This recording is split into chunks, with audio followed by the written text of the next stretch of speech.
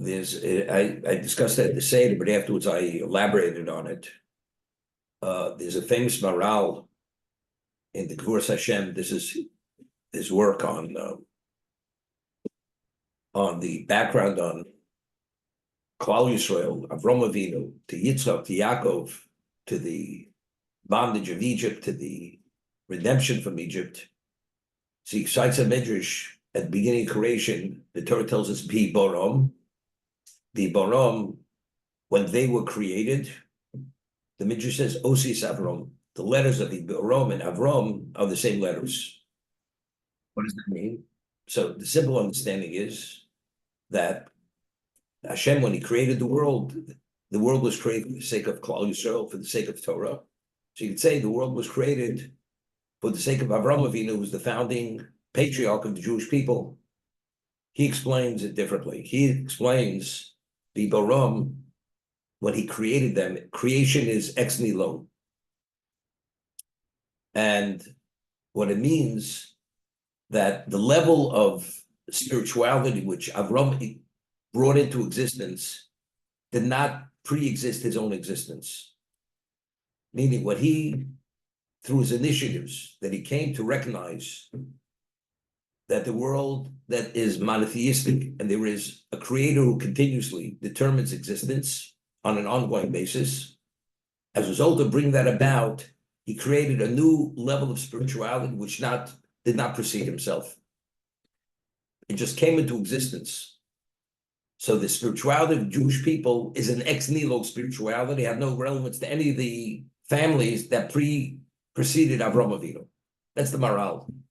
And he goes to explain, we find that the Midrash tells us, quotes a pasuk, Or min hachoshech, light from darkness. How do you extract light from darkness? It's not possible. What it means, Or min hachoshech is Avram Terach. Avram, the son of Terach. Terach was, as we said in the Agora, was an idolater, was a pagan. Avram was the son of Terach. Avram's, very often we attribute certain characteristics or qualities of a child to the parent. Avram's, what he brought about had no relevance to his father whatsoever. What he introduced, it wasn't at some level, there was an infinitesimal representation of what Avram was in his father.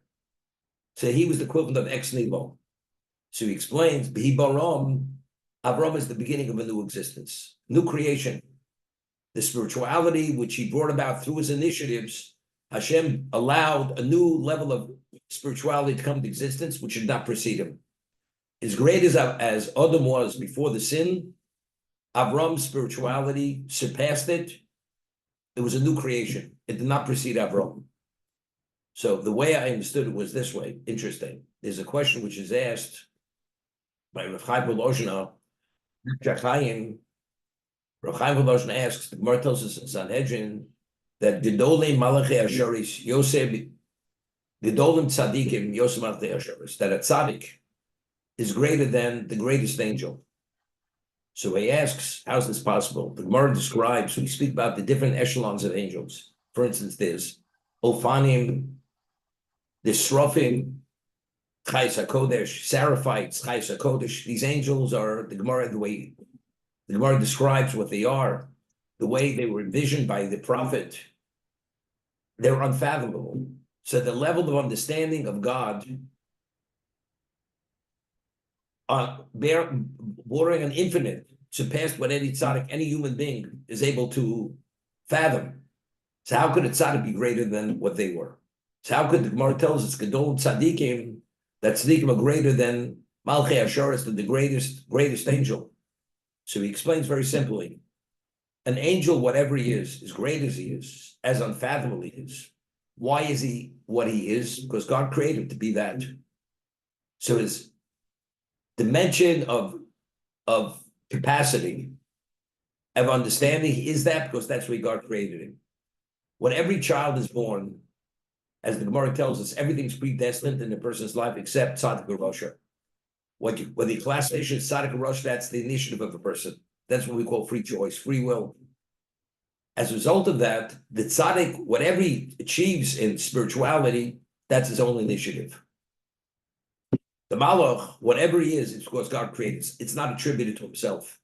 Therefore, the Tzaddik's level of holiness, spirituality, although it's infinitesimal compared to the Malach, but in terms of what God values, he values it endlessly more, not even comparable to what the tzaddik is. That's how Rav Chaim Voloshin explains the Gemara in Sanhedrin, Gedolim Tzadikim, Yosim Al Shoris, that tzaddikim are greater than the greatest angel. So the way I understand it this way, Adam Rishon, when Adam was created, he's the handiwork of God, as the Chazal tells us, Yitzir Kapav Shel HaKadosh Baruch Hu. And before he ate of Deitz Hadas, in terms of his dimension of being, he was Mina Oretz Shamayim. His height was, he reached the heavens. His level of clarity was Roa Misofa Olamat Sofo. He was able to see from one end of the world to the other. There was nothing occluded from him. But the question is, but why was he that? Why did he have this dimension of greatness, this dimension of holiness? That Chazal tell us that when he rated it at holiness, that the Malachim had mistaken his radiance for Hashem's radiance. And they began to say Shiratim, because he was created by God to be that. What was his challenge? He was created this is the Ramchal, he was created at 99.9% level, nearly perfect. He had to bring it to 100% through the challenge of not eating of the tree of knowledge. So what he would have achieved was that small degree of advancement to bring it to a level of perfection. That's so in a certain way, Adam is very comparable, very similar to the Malach. The vast majority of his being, his dimension of spirituality was endowed. That was endowed from Hashem. Had nothing to do with his initiative. Avram Avinu was born into a pagan world. He had no relevance. There was no trace of spirituality in himself. He was the son of Terach. Every aspect of his being that he created was through his own initiative. As a result of that, the spirituality which he brought about through his initiative, that did not pre-exist his existence. As a result of that, Hashem says, what you brought about is the equivalent of ex nihilo. It did not precede your existence. This is how I explained Avram Avinu. Why Avram Avinu is Biborom? He's the equivalent of the beginning of a new creation for that reason. Okay? That's the basic concept. So what I said was this. A Jew has an obligation in certain circumstances to give his life to sanctify Hashem's name. It's called Kiddush Hashem. Jew has to die at Kiddush Hashem. A non-Jew has no obligation. Not only does he not have an obligation, he's not even permitted. So the question is, how did Avram, how do you allow himself to be thrown into the kiln? But that's a separate discussion. But a Jew has an obligation to give his life. A Jew's level of choice is at another level than a non-Jew. There are many challenges a Jew has, a non-Jew doesn't have those challenges. Now, why does a Jew have an obligation to give his life? What is the essence of a non-Jew? The essence of a non-Jew is his physicality. That's his essence. Hashem doesn't expect a non-Jew to give up his essence to sanctify his name, because the sanctification of God's name is only if you have that level of relationship. Avram Avinu, as a result of going into the kiln and bring about what he brought about, what is the essence of Avram Avinu? His essence is his soul, is his spirituality. He has a different dimension of spirituality. As a result of that, his physicality is only a circumstance, but his essence is his spirituality. So therefore, if there's a question of sanctifying Hashem's name, giving up the physicality for his essence, therefore the Jew has an obligation to die al Kiddush Hashem, because what he's giving up is not his essence. His essence is his spirituality. That's his neshama. For a non-Jew, where his essence is his physicality, Hashem doesn't expect him. He has no obligation to give up his essence. Therefore, the Jew has no obligation to die al Kiddush Hashem, and the Jew does. Now, so when a person dies al Kiddush Hashem, what is that level of declaration? The declaration is, I am a spiritual being. And because I am a spiritual being, my physicality is secondary to what I am, because that's not who I am. Whenever we have endless challenges, we have Tayag Mitzvos, we have 248 positive commandments, we have 365 negative commandments. Every time we're challenged and we don't succumb to temptation, what are we saying? We're saying that's not what we are. We're not the physicality. Therefore, we don't gravitate after that. So whenever we stand up against the evil inclination, what is it? It's a semi-Kiddush Hashem. It's a statement of who we are. Who are we? We are Abdi Hashem. We were taken out of Egypt. We were at Sinai. We have a covenant with God. This is who we are. And every time we're challenged and we don't compromise due to temptation, it's a confirmation and declaration of who we are. That's the understanding.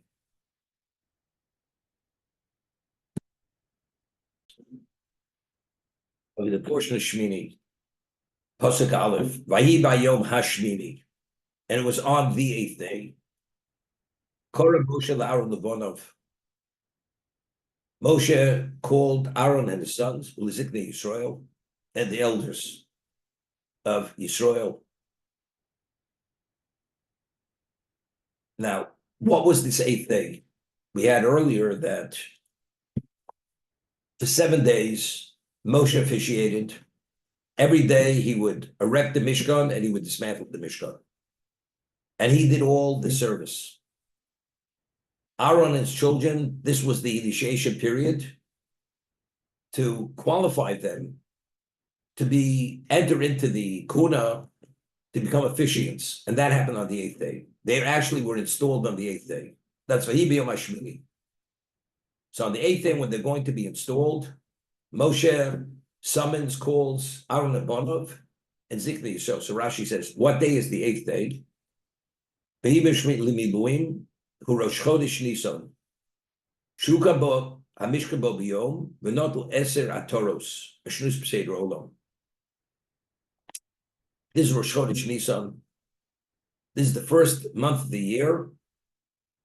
That's when the Mishkan was erected on a permanent level. Not Asor Atoros.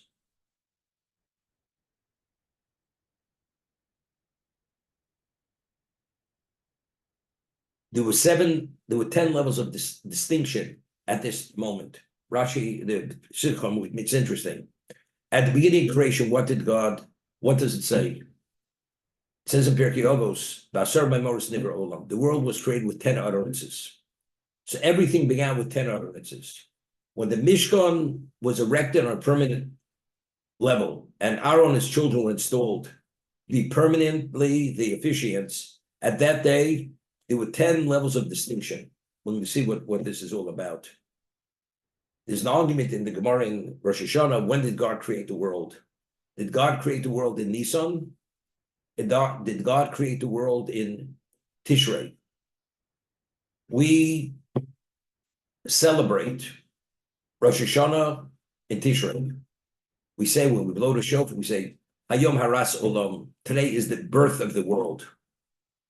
It's a machlokas, Rabbi Shur, Rabbi Lezer, when was the world created? So they reconcile it, that in terms of conceptually speaking, Nisan was the month. When it actually manifested itself, it was Tishrei. But what happened on Nisan, the Mishkan? The Midrash tells us the beginning of Bereshis, God's intent was to be on the terrestrial level or on the celestial level, to be with the angels or to be with Adam, with Adam Rishon. The original intent was to be on the terrestrial level with Adam Rishon. It's only because Adam ate of the tree, ate Sadas, the tree of knowledge, and he putrefied himself in all existence, that Hashem ascend and remove himself from this existence. The first time since then to come back on a permanent level was when, at this moment, Rosh Chodesh Nisan. The day of the Hakomas HaMishkan, when the Mishkan took on a permanent level, they became officiants, as we'll see in a moment. The Shekhinah entered into the Mishkan. Until now, when Moshe officiated, the Shekhinah wasn't there. On the 8th day, the Shekhinah entered. And here it says, Vayi B'Yom HaShmini, so Mar says in Megillah, just as the beginning of creation, it says, Vayi Erev Vayi Voger, it was evening, it was morning. Here it says, Vayi B'Yom HaShmini. And the Gemara tells us that the joy Hashem had at the 8th day was identical to the joy he had when he created existence. Why? Because just as then, the concept of creation came to reality, that the Shechina dwelt on the terrestrial level. Unfortunately, it didn't continue. Now it's happening. And because now it's happening, so Hashem's joy now is no less than the joy at the beginning of creation. The difference is Vayibei Hashmini. And just as initially it was 10 utterance brought this all about, here also, V'not Eserat Toros, there were 10 levels of distinction at this moment to correspond to the 10 levels, the 10 utterances of Hashem. So look in the Sifsei Chachomim. Eserat Toros, Shenot of Elohim, Rishon L'Masa Bereishis. It's the first month of Masa Bereishis, Rishon Chadoshim. It's the first of the months. The first when we count Yom Chodesh Rishon is Nisan. Rishon L'Nesim, Rishon L'Kuna, Lavoda, L'Yirida Sa'esh, the Shechina coming into the Mishkan, Ba'achilas Kochim, L'Isa Abomos. You won't forbid it any longer to build a Mizbeach on your rooftop in your backyard. Lishkol Shechina B'Yisrael, the Shechina should dwell in our midst. L'Vorach Yisrael, the Jews should be blessed. Okay? So he summoned Aaron Bonov, the Ziknei Yisrael. What was the value of calling the elders of Israel? Rashi says Ziknei Yisrael, Lashmiim Shapi Adibur Aaron Nichnas. That this is not an issue of nepotism like later Korach came with this claim, but rather it was Api Adibur. It was through divine direction they were appointed. Umeshabish Bekuna Gedolo, and he's going to officiate as the Kohen Gadol. V'lo Yobrim Be'elam Nichnas. That he did it on his own. He took advantage. It's interesting. Here, it wasn't that you shouldn't say it's nepotism. It's Apiyah Dibur. People shouldn't say that that Aaron took the initiative. You know, he was aggressive. He grabbed it. It was up for grabs and he grabbed it. Now, that he entered into the Kuna to be the Kohen Gadol was because Hashem had said he's the only one qualified. And that was the whole discussion with Korach. Korach said even went beyond that. Not only did Aaron take the initiative, he said Moshe chose him because it was nepotism. I mean, there's a whole discussion, which we asked in the past. At Sinai, Hashem says to Moshe, U'b'cho yamin l'olam, because they're witnessing me speaking to you and understand you're my spokesman, they will never question the authenticity of your prophecy. That your word is my word. This happened at Sinai. So if this is the case, what was the basis for Korach's claim against Moshe Rabbeinu? And not only Korach had a whole community with him, which ultimately went down to be lost forever. If Hashem said, B'cho yamin l'olam, in you they will believe forever, unquestionably. So where's Korach coming from? He was at Sinai. All the members of that community who were part of this mutiny, they were there. So what's B'cho yamin l'olam? And here, why is he having this Canim? They shouldn't say that he took the initiative himself. He grabbed it. Or it's not nepotism.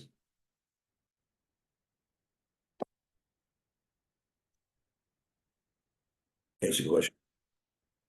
If Hashem decided to leave the earthly sphere after Adam Rishon's sin because the earth had become tainted, and the Jews committed the sin of the golden calf, for which we're continually held to account for that taint, even to this day, why did Hashem decide that the earth was worthy of him resting in the Mishkan at the point in time that the Mishkan was erected? Okay. There's another Chaim HaKadosh in the portion of Sota, when he speaks about the suspected adulteress, that if in fact she committed adultery and she was adjured by the Kohen, and the rid of the Sota was obliterated in the water, she drinks the water. So the Torah tells us that the result of that drinking will destroy her. She will bloat to the point where she becomes dismembered. She just literally implodes, explodes, and it's something which it's miraculous to show the hand of God in terms of women who committed adultery. So there he explains the water that was taken from the Kior, from the laver. The Kohen who administers this whole process says take some of the earth of the floor of the Mishkan or the Beis Hamikdash Beis Hamikdash had marble slabs on the ground, and there was a certain slab which had a ring in it. They would pick it up, and under that ring, under that slab, there was earth, and they would take some of that earth and put it into the water, together with the rid of the salt being obliterated into the water. So over there he goes to explain what's this water and what's this earth. And when you obliterate the name of Hashem in there and she drinks it, it destroys her. The water becomes so violent, so turbulent, that her body cannot contain this, and it totally destroys her. But in fact, she was innocent. She did not commit adultery. Then it brings to a level, if she was barren, she's able to become fertile. If she had ugly children, the children are beautiful. If they would, whatever it was, everything is on a positive level. What's it all about? So he goes to explain it this way. We find at the beginning of creation, the Torah tells us that Hashem separated between the upper waters and the lower waters. The upper waters are in the upper stratospheres, which are spiritual, and the lower waters have relevance to this existence, to the physical world. The lower waters are referred to in Chazal as Mayim Bochim, the crying waters. The water was crying. Why was it crying? Because the Malach that was created to oversee the water on the physical, within the physical existence, came with a claim that until before the water was divided, the water has greater relevance to Hashem himself, proximity-wise, whatever that means. But now that the low waters have to do with the physical realm, it doesn't have that same level of closeness. So the low water is being denied that relationship. So Hashem says, not a problem. Not a problem. Ultimately, there's going to be a Mishkan. Ultimately, there's going to be a Beis Hamikdash. And that small confined area, that area is the equivalent of Adam before the sin. The water in the laver, my Shechina, the initial intent of creation, that the presence of Hashem should be on the terrestrial, not on the celestial level, should be associated with man, ultimately will come to fruition. This is mostly because Atem Kriyim Odom. At Sinai, our classification, we reclassified as Odom. We assumed the status of Odom before the sin, despite the golden calf. If we would have sinned with golden calf, we wouldn't have been subject to death. The Gemara cites it possible. But ultimately, we failed. Doesn't make it, but our classification was still Odom. But however, that relationship now is arm's length. It's through the medium, which is called Mishkan. But that Mishkan, that location is the equivalent of Adam before the sin. My presence is there. So the water in the Mishkan, in the laver, that water has greater relevance to me than the water in the upper on the celestial level, on the upper stratospheres. Because the original intent of creation was the Shekhinah should have to do with man, with Adam. And that is the Mishkan, that's the Beis Hamikdash. This was what Hashem had said to the Malach, the angel who oversees the water on the terrestrial level. Therefore, it's no longer Bochim, because Hashem had said that's what that represents. So he explains it this way. What happened at the time of the sin of Adam with the tree of knowledge? The snake seduced Chava to eat, but not only did she eat, he actually penetrated her. And it says, Noto bazuamo. He infused her with spiritual pollution. The snake is the incarnate of evil.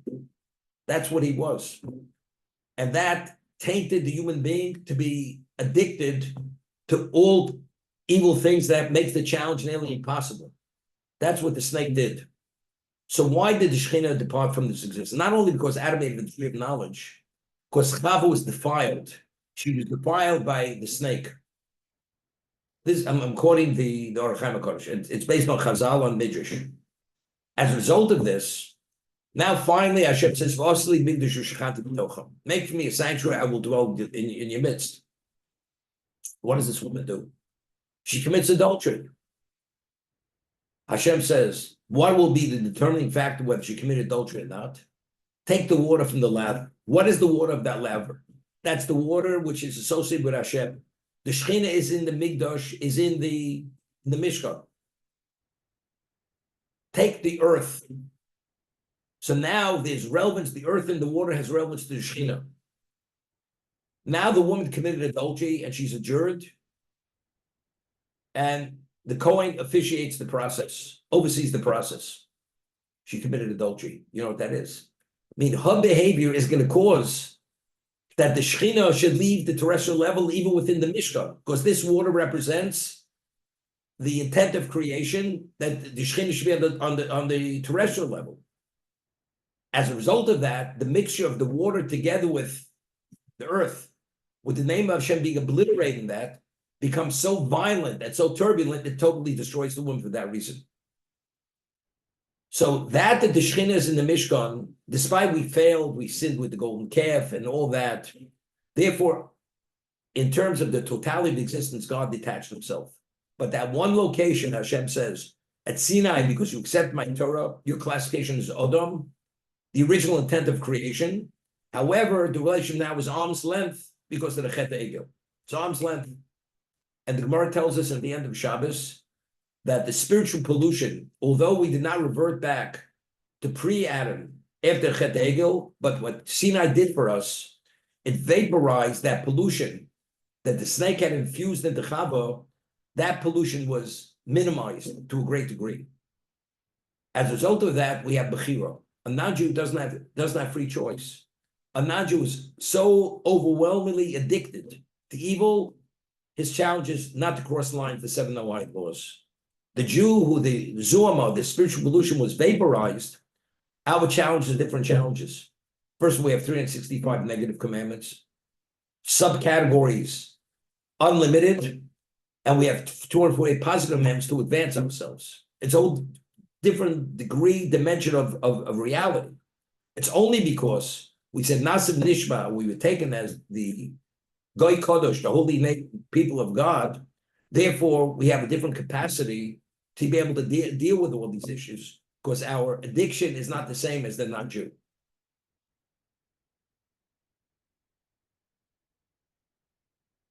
Good.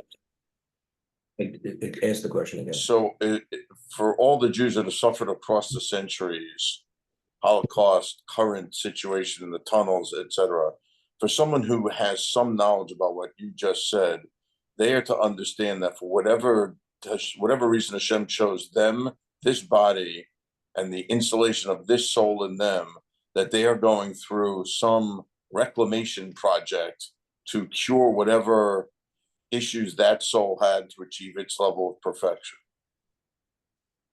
Correct. Now, I'll just tell you a story. There was a yeshiva in Lithuania. Lithuania there was a small town, it was a village, it was called Kelm. Kelm, Kelm. And it was founded by one of Rabbi Shoslam's students. His name was Reb Simcha Zissel Ziv. He was known as the elder of Kelm, the elder of Kelm. And that was known as the Mussar Yeshiva. The greatest Mussar personalities graduated from that yeshiva. And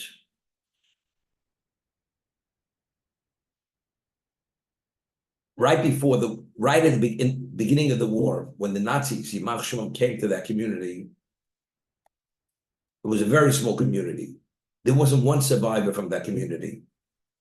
So the Rosh Yeshiva of that yeshiva, his name was Rabbi Moshevitz.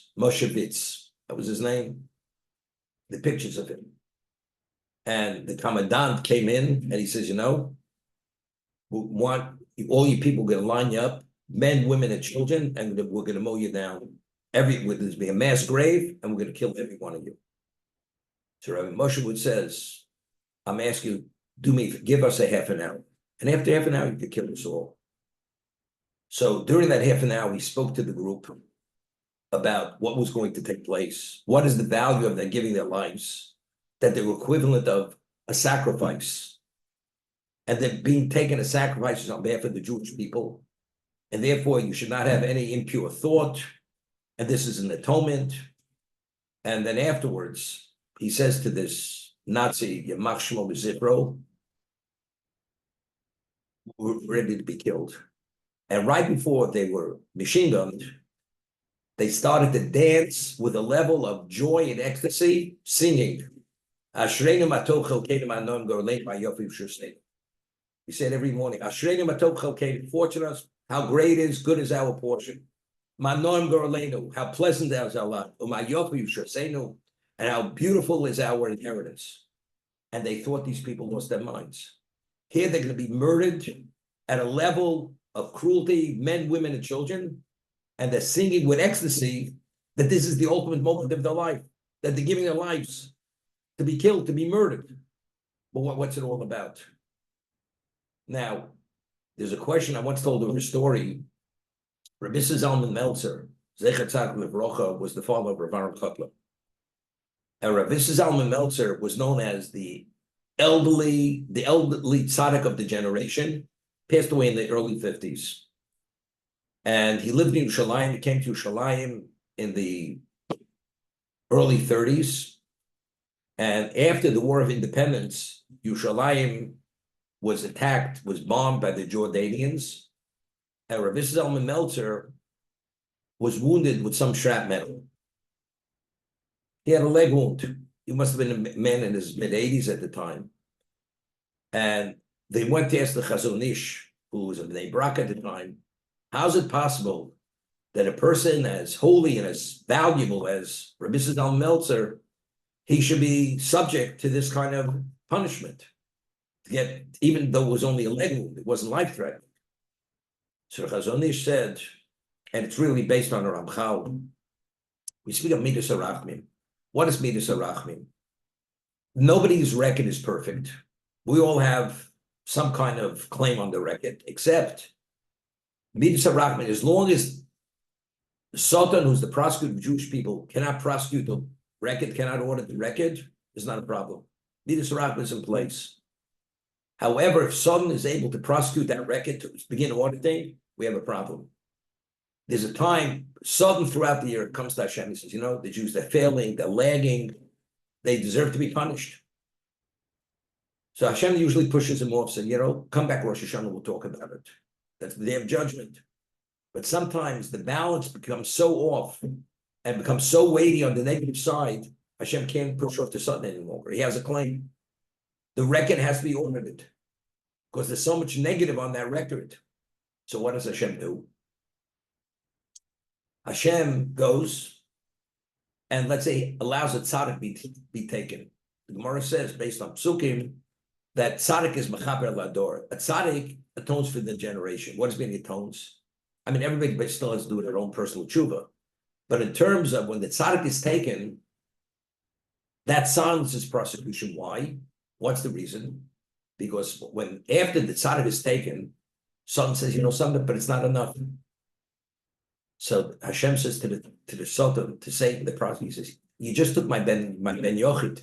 You just took my prized son, and that's not enough for you. And he throws the son out on his head. Therefore, by the tzaddik being taken, it atones for the generation, means it silences the prosecution, and this allows the Midas HaRachmim to be reinstated. So Chazon Ish said that the Rabbi Zalman Meltzer was wounded, being the tzaddik he is, on many levels, it saved the Jews from 100,000 casualties. Because there was a claim. Why now, not earlier? Same questions like the Holocaust. Why now, not earlier? Only God knows. But it became so weighty, Hashem had to allow Sultan to take his pound of flesh. Now the same thing repeats itself. Rabbi Zalman Meltzer, the tzaddik now was wounded. Hashem says, you know, I don't want to hear about you any longer. I'm paying that my tzaddik, my ben Yochanan, my only child, had to be wounded. That silences the prosecution. That's the way it works. So all the suffering throughout history, that the people who died, definitely they suffered, it atoned for them personally. But it wasn't only on an individual level, it was on a communal level. That Klal Yisrael should be able to continue. Of course, there are checks and balances up to a point.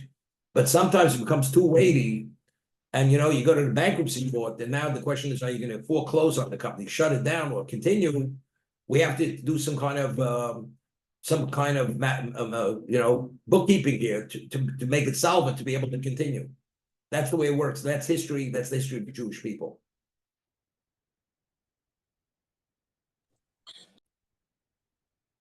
Okay, after this we'll start the halacha. It's interesting, Satan. He's a tough one to beat. As much as you think you won, it's not simple to beat him.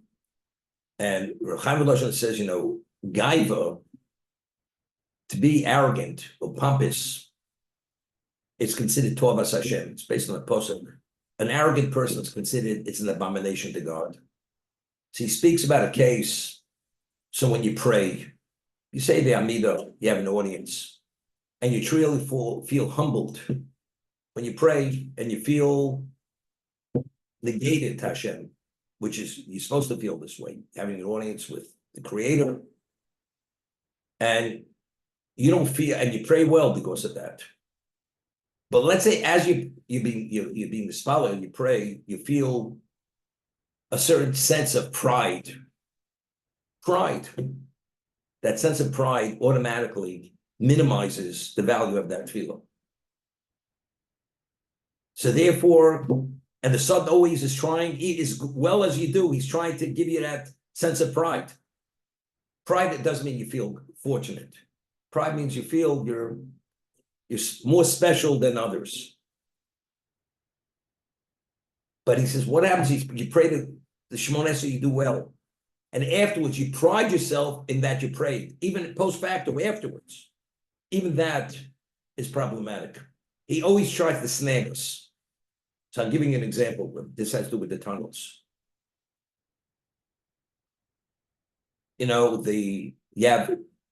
Israel, you have Haredim and you have very observant Jews. They're not Haredim.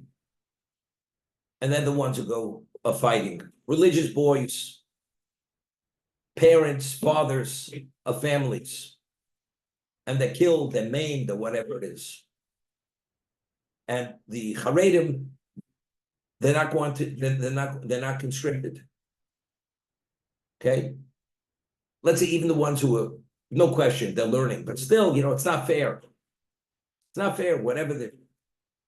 And the left, they keep putting a wedge there, and they're trying to create a certain level of fractionalization within the religious community, almost to a hate level, that these people say, here we're suffering, they're there, and their families are whole, and we're not whole. Who do you think's doing all this stuff? Who do you think's doing it? That's the Satan. Here, these people are dying al Kiddush Hashem, to Hashem, it means killing my children. That will activate a prosecution on the Arabs and all these people and on the world, you can't imagine. But simultaneously, among the observant, the ones who, the small segment who are observant, he's putting a wedge there between us. Because that negative feeling, which automatically should not be, because it should be put in perspective, whatever that perspective is, even if we don't understand things, it's being continually stoked to a point which is creating hate among Jews who should not hate one another. Just saying, that's the work of Satan. Because even when you do the right thing, and these people are chosen, they are the ultimate sacrificial lamb, which brings tremendous atonement. And it sounds like Satan, but simultaneously it gets tainted with all this other stuff that comes along with it.